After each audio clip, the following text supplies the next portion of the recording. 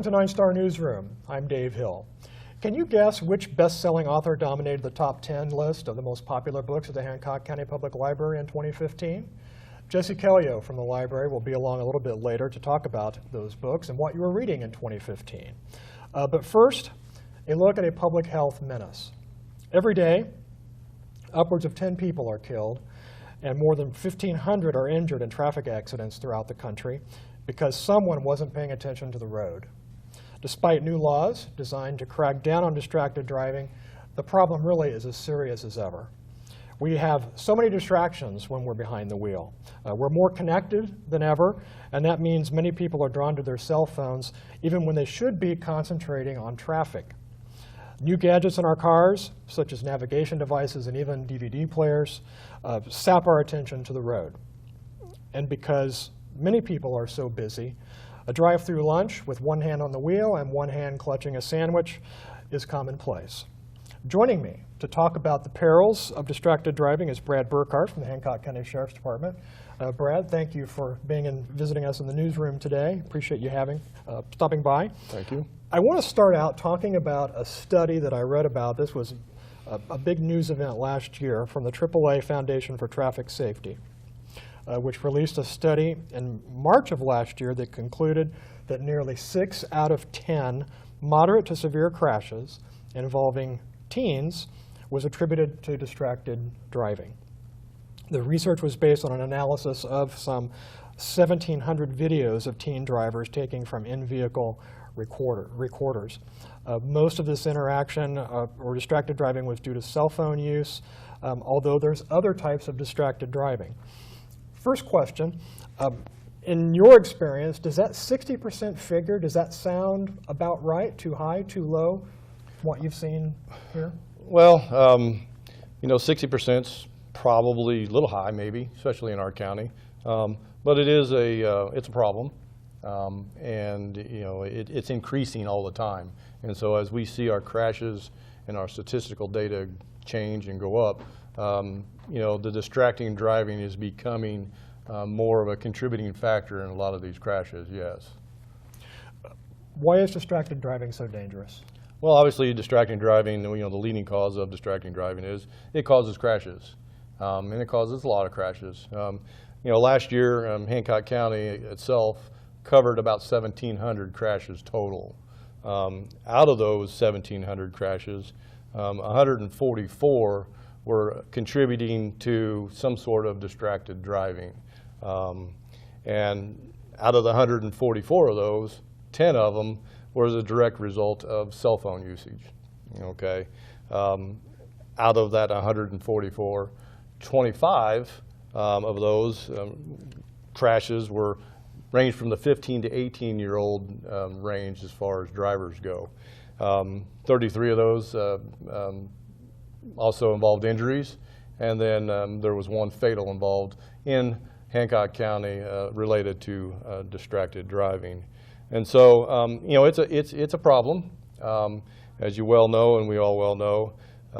If you take in consideration, the time it takes to, read a text, somewhere between 4 and 5 seconds.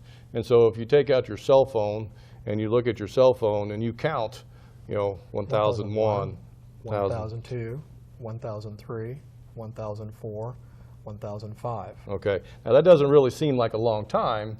However, it only takes 4 to 5 seconds to actually travel at 55 miles an hour, 100 yards, the length of a football field.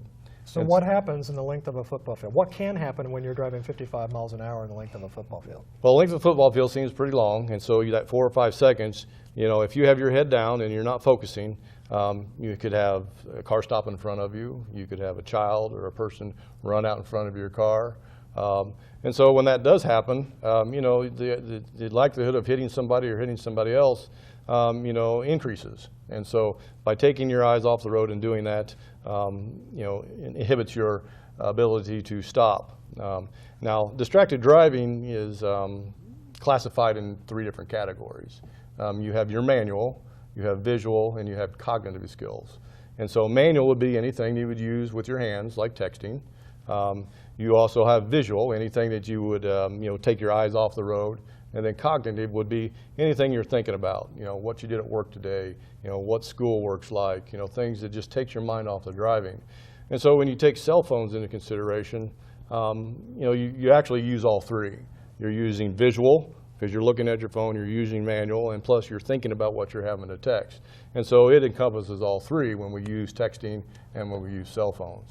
So that's about the worst form of distracted driving, in other words, is using your phone to email or text. Exactly. And I read somewhere that texting is basically equal to the impairment of being drunk behind the wheel. Yes, I mean, it falls hand in hand. And studies say you're six times more likely to be involved in a distracted driving accident than be involved in an operating while intoxicated accident. So the levels they're high. So as a public health crisis, this is something that we spend a lot of time talking about drunken driving, and there have been studies, and for years and years we've fought to make drunken driving a stigma so that people just don't do it. Mm-hmm. We have jails full of people right. Who were convicted of drunken driving, yet with something like this that in many ways is very similar, the laws are starting to catch up. So what is being done as far as the law is concerned to combat distracted driving? Well, the laws that are in place they're listed as infractions. They're not like an OWI where it's jailable offense. But in 2011 was kind of the first time a good faith attempt to come up with a law for cell phone use, telecommunication use. And basically what the law says was, nobody, it didn't specify age, that nobody could use a telecommunication device to either text or use it as email purposes. And so that law is on the books in 2011. As of 2015, they added a new law that said that anybody under the age of 21 could not use cell phones or Bluetooth devices, period, while operating a vehicle. And so they're trying to make some laws that they're helping. There's actually, I believe, a Senate bill out right now that hasn't been heard by a committee. It's also going to change some of the laws as well. But there are some loopholes. As a law enforcement officer and as someone who has been on the road throughout or in different parts of your career, are these good tools for law enforcement? They're good tools. I mean, we operate off laws, and that's what we have to abide by. But like I said, the laws that are put in place, there's some loopholes. I mean, there's some issues with. It was good faith effort in as far as what took place, but there are some issues that hinder some of the ways we can enforce them. The 2011 law that came out said that individuals couldn't operate a vehicle while texting or email, and so it's hard for the officer to stop somebody and actually say you were actually texting or using email. Now, we can't confiscate the phone and look into that information to see whether. So basically, they're relying on whether or not they're telling the truth or not. Whether they were texting. So if I was checking the weather, or if I was checking ESPN.com for the Pacers score, that would technically be legal. That would technically be legal, yes. They didn't write that into the statute, and so it was just the emails and texting that they wrote in there. Do you write a lot of tickets? Not really. There's not a lot of tickets because of the enforcement level. Like I said, you really can't enforce it so much, so there's not a lot of tickets being wrote, statewide because of that. It's hard to prove in a court of law. So with law enforcement being somewhat hamstrung and finding it difficult to actually cite drivers for this, the situation with distracted driving falls a lot on young people. So what can parents do to instill good habits in their children as those children are getting their license and driving for the first time? Well, I think in everyday life, good parents, responsible parents that not just so much in distracted driving, but in life in general, if you have responsible parents that are doing the right thing, that aren't doing the texting and aren't using their phone, the kids see that. The kids watch what your parents are doing, and they mimic sometimes what the parent is doing. And so if the parent doesn't do it, then and then educate the student or your child as well to explain to them this is bad. It causes crashes, it causes injuries. And so I think as a parent, and I'm the same way. I mean, I tell my kids not to do it. I make sure that if I know they're driving, that I don't text them. And encourage them, if you do get that, just avoid it, pull off somewhere safe until it's safe and be able to read those. But I think it's important to, the parents also, do what they're supposed to do so the kids can, follow their footsteps. Set a good example. Exactly. Peer pressure is also a big influence for kids. Kids ride together to school events. They go out together on weekend evenings. What can a young person do who's a passenger in a vehicle whose driver is engaging in this sort of potentially risky behavior? Well, the passenger, is a big factor. I mean, don't distract the driver, and then, encourage them as well, to be responsible. And if they see them texting or whatever, try to tell them it's not to do it, or maybe answer the phone for them. Or if they have to text, have the passenger actually do the texting for them. And there again, there's a lot of factors. It's not always just the cell phone. We have, eating in the car, like you said earlier. We have adjusting the radio controls, using GPS devices and stuff like that. So all those are actually factors that are involved distracted driving. And so, if the passenger can help with some of those things and not contribute to the problem, then that's going to make things much better.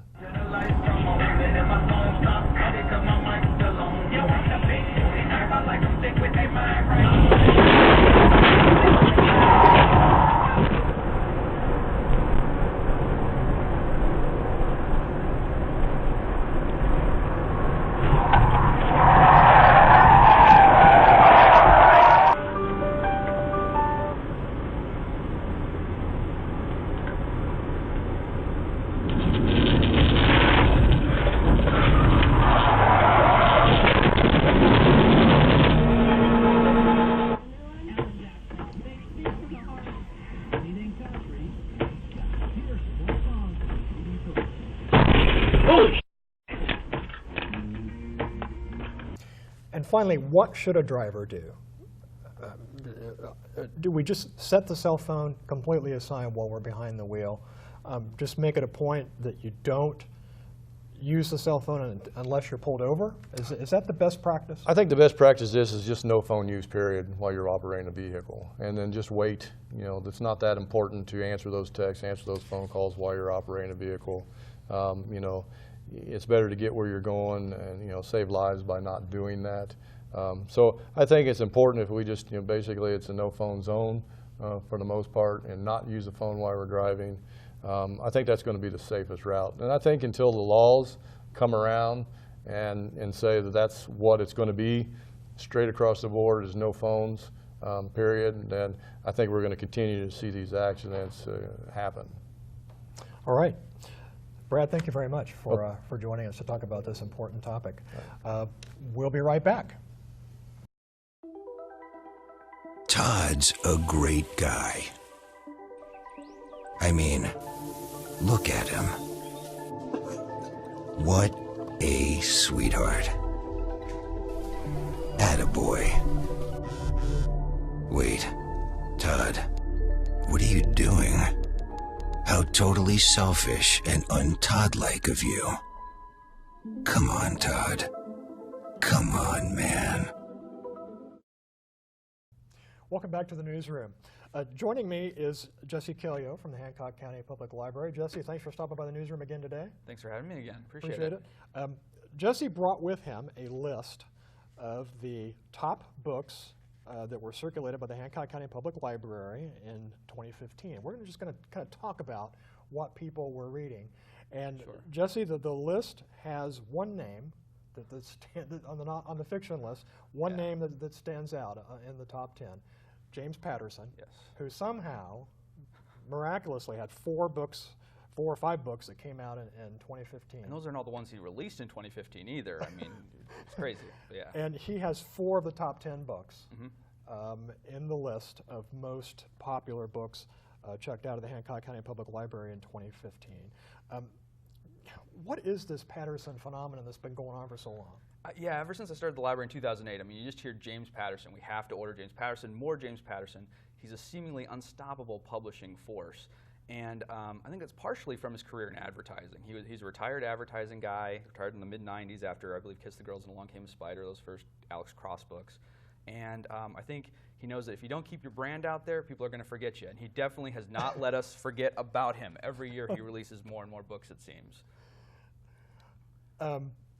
Now he doesn't write these by himself all alone. Sometimes right? he has ones that his name is the only one on there, but most of them, yes, co-writers. And the books that were on the list from last year, 14th Deadly Sin, Private Vegas, NYPD Red 3, and Alert. Alert. Yeah. He has co-writers on all those. That's correct. How does the co-writing phenomenon work nowadays? And you typically have not seen co-writers on book. You know, famous authors are famous authors. They don't usually have helpers. And that we're aware of. There's rumors of ghostwriting and things like that, which is a different thing. I mean, the ghostwriter doesn't appear on the cover. But for Patterson, from what I understand from articles I've read and things like that, is that he basically writes a really long outline of what the book's going to be. And then the co-writer gets that outline, and he says he intentionally leaves parts blank, and so that for them to fill in so they can feel like they can take some ownership of it. And then they take it to town and write all the nitty-gritty. I mean, he's apparently been quoted as saying that he's simply more proficient at dreaming up plots than crafting sentence after sentence. And so basically he does create this overall story, but the co-writer takes it and makes it the actual novel. And this isn't a new thing. Alexandre Dumas, the Three Musketeers, Count of Monte Cristo, he had a whole stable of writers that he employed to crank these books out in the 19th century. And so it's not a new thing. And also, as far as series is concerned, one of my favorite authors from the 90s, when I was reading him, Clive Cussler in 1999 co-wrote a book before Patterson really started cranking those series books out called Serpent. That was in the Numa Files, and that one was co-written. I remember that one. And has got him some criticism for hiring these co-authors. But he's also done interesting things, like for Private India, he hired an Indian writer to help co-write that one. And he also has worked with an Australian writer on Private Sydney, which I think is an Australian exclusive still. And some of these the private series, actually, he's had some of those be exclusive to some of their countries, too. Some have released here, though. Now, all the Patterson books are part of a series, right? Different series. Most of them are. These, I believe, are, yes. Okay. It's now 2016. Is he going to be as prolific with releases? What are our acquisitions people telling us about 2016? Well, basically, I'm not sure if all these are in our system yet, but let's see. NYPD Red 4 just released. That's one that's just come out. Private Paris is coming out in mid-March. 15th Affair is coming out in early May. That's the Women's Murder Club. And then Private Rio is coming out in late June, kind of a tie-in with the Olympics in August. And then he's also going to take on the popular dystopian genre in August with Humans Bow Down, where humans have lost the Great War to the robots and must fight for survival. And I'm not sure if I think that might be a YA title, but I'm not sure yet. It's a little early on the word on that. But okay. Yeah. Sounds a little bit like the Terminator. Yeah, it sounds exciting. I kind of am actually curious because I've enjoyed some of those books. But. Yeah, those apocalyptic stories are a really popular thing these days. And I can't blame him for trying to tackle one. He already kind of did with Zoo, but yeah. Yeah, okay. All right, let's talk about the nonfiction list. And I'm intrigued because the top of the nonfiction list is populated by a couple of period pieces that look at events and conditions in the early part of the 20th century, which I've always found fascinating. We've got David McCullough's take on the Wright brothers. Neither one of us have read that yet. Right, yeah. But having read reviews and synopses of it, it looks like the typical McCullough treatment. Yeah, I mean, you can't underestimate his name either. I mean, he's just such a known quantity, such a powerhouse. He's won so many awards. I mean, legendary biographer Truman and John Adams, very well-regarded books. and a popular historian with the Johnstown Flood and the Great Bridge, about the Brooklyn Bridge. I mean, he makes larger-than-life people and events just more, bring them down to where people can understand them and see them as people and see them as just the everyday people going through these events. It's just phenomenal what he does, and lots of detail. And it's hard for a historian to be able to do that.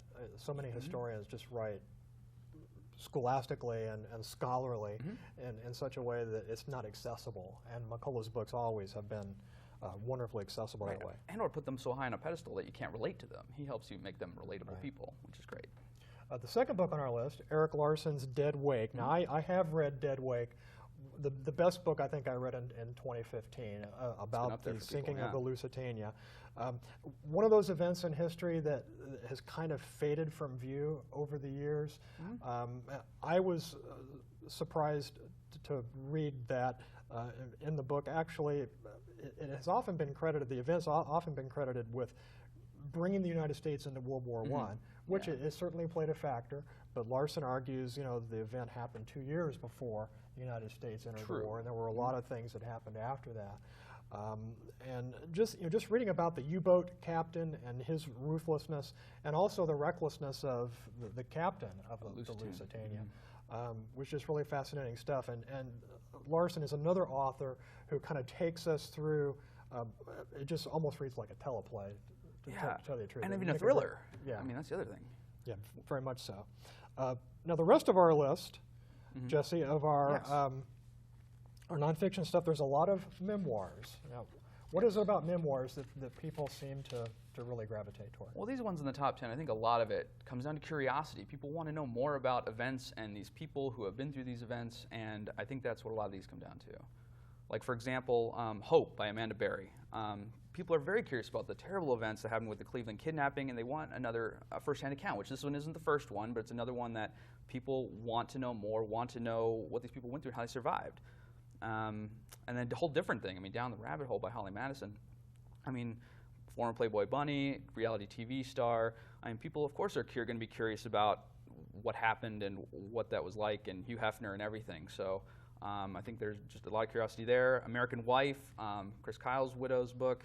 Everyone's curious about what happened to him and what his life was like and what it was like to live with him and be married to him. And especially on the heels of the immensely popular American Sniper film, I think that also helped a lot too. And Jimmy Carter's A Full Life. I mean, the book came out slightly before his cancer diagnosis, and I think that really galvanized interest in what people thought might be his last book, but also getting his thoughts and reflections on his life at 90 years old, which I think was very intriguing for people. And then Life is Short by Jennifer Arnold, reality TV star, The Little Couple, and curious about what life is like for them. I think there's just a lot of people just want to know, get an inside take on these people in their lives. Memoirs and biographies always seem to circulate very well at the library. Absolutely. I know when I go looking for a biography, I usually have to put it on my list. Yeah, absolutely. Looking ahead to 2016, what great nonfiction titles and memoirs can we look forward to? Sure, and actually a memoir kicks it right off. When Breath Becomes Air by Paul Calithi, I'm sorry, I think I pronounced that wrong. But anyway, about a neurosurgeon who is struck with stage 4 lung cancer, and look at what it does to be a doctor on the other side of a diagnosis. And that one is burning up the bestseller lists, and I think that one's the first big one of 2016, and it's out now. Smarter, Faster, Better by Charles Duhigg. He's the author of the New York Times bestseller, The Power of Habits. He's written a new book about the secrets of being productive in life and business. I think that's going to be a big release. That comes out in March. And actually before that one in February, Originals by Adam Grant. It's about how nonconformists move the world. I think that could be a big title. And then Tom Bissell's written an interesting book coming out in March called Apostle, Travels Among the Tombs of the 12 Disciples. That sounds like it's going to be an interesting one. Until We Are Free by Sharon Ebadi. She's the first Muslim woman to receive the Nobel Peace Prize. That one sounds like it's going to be a powerful book. That comes out in March. Lust and Wonder, the new one by Augustine Burroughs, the author of Running with Scissors. That comes out in March, I believe, as well. That's going to be a potentially popular one. And then Patient HM comes out in August, and that one's been compared to The Immortal Life of Henrietta Lacks, about a man who, a 27-year-old man whose short-term memory lasted only 30 seconds, and kind of the testing and things that went on with him. And the last but not least, Ghostland by Colin Dickey sounds incredible. It's described as a cultural history of America through its haunted houses, hotels, graveyards, and other places. It sounds very intriguing, and paranormal books are very popular here in Hancock County, and I think that one would be enjoyable for people. We'll put that on the list for Halloween time. Yeah, Right? yeah. It's not. There's no release date yet, so we haven't been able to order it. But I'm hoping we'll see how that turns out. All right. Jesse, thank you very much for compiling this list. A very interesting list to look at. And of course, these books are available at the Hancock County Public Library. If they're not in, you can put a hold on it. And you can also do that online at the Hancock County Public Library website, whose address is hcplibrary.org. Thank you very much. For Jesse Kellio, I'm Dave Hill for 9 Star Newsroom. As usual, we'd love to hear your comments. Please reach out to us and let us know what you think. Until next time, we'll see you then.